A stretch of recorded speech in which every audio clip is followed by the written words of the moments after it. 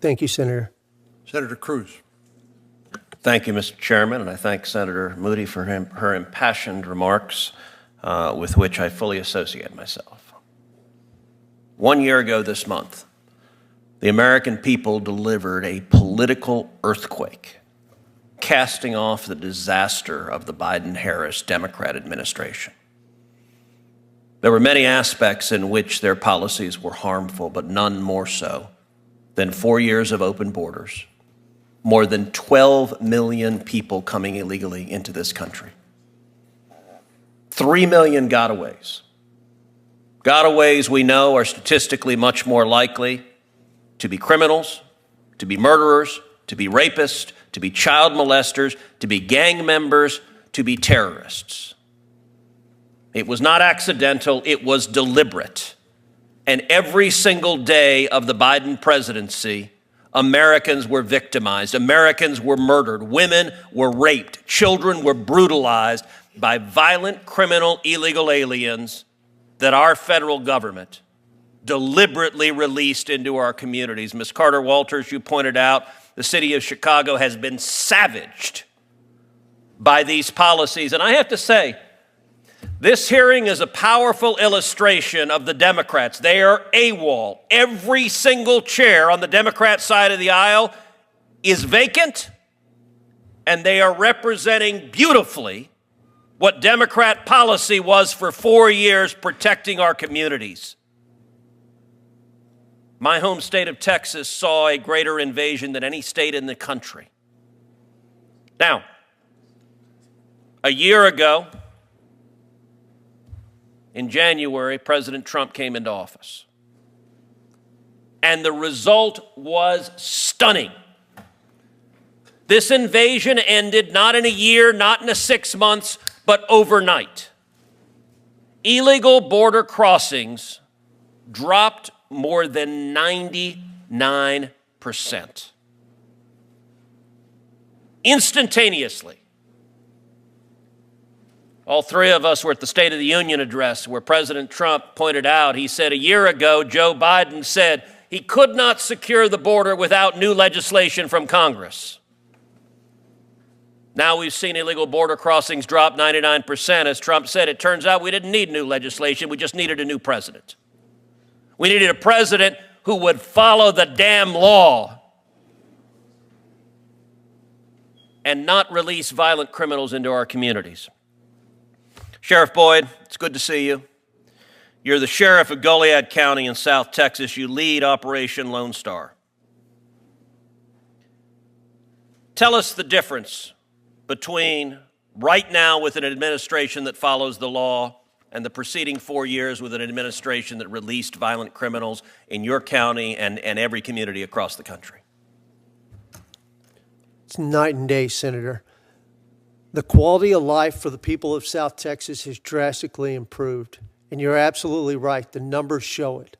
Turns out you didn't need new laws. All you needed to do was have the right people in charge and free up Border Patrol to do what it is that they love to do, and that's protect America. And under the leadership of Border Patrol Chief Mike Banks, they have gone out and done exactly that. And it has made a world of difference in our lives. We went from arresting smugglers on a regular basis. In my small rural county, we arrested from 2021 to 2024, we arrested 98 people for smuggling and over 120 people for engaging in organized criminal activity directly tied to the Mexican cartels. We're no longer catching people for smuggling because it's hard to smuggle what Border Patrol won't let across the river.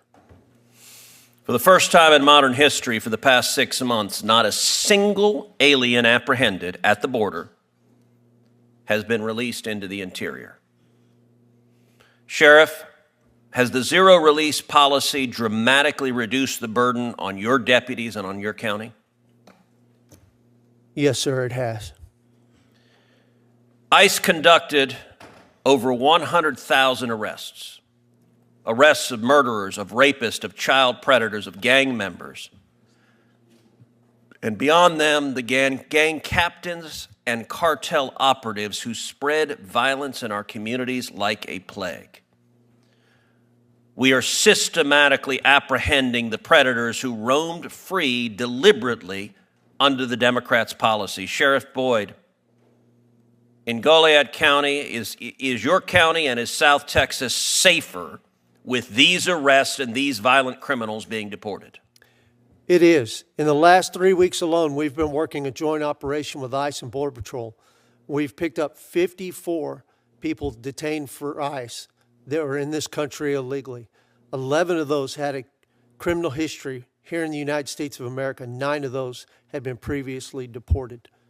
And so it has made a world of difference. We've focused from what's coming in to getting what's already here and getting it out.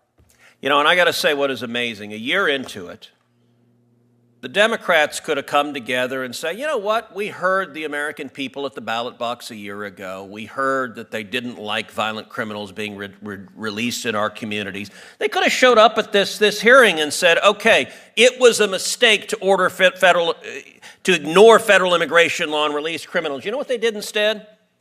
Instead, the Democrat base is protesting right now for open borders.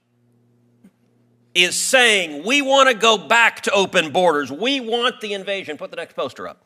We want the invasion to come back.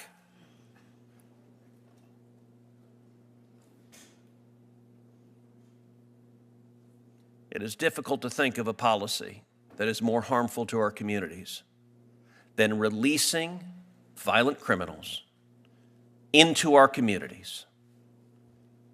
And I, for one, am glad we have an administration that will now enforce the law and keep our communities safe. Thank you to each of the witnesses. Thank you for the work you're doing. I hope and pray we will never go back to another administration that for partisan political purposes says, we're going to release gang members and murderers and rapists into your community and we're going to look the other way as Americans are murdered and sexually assaulted. I hope that never again that happens. Thank you. Thank you.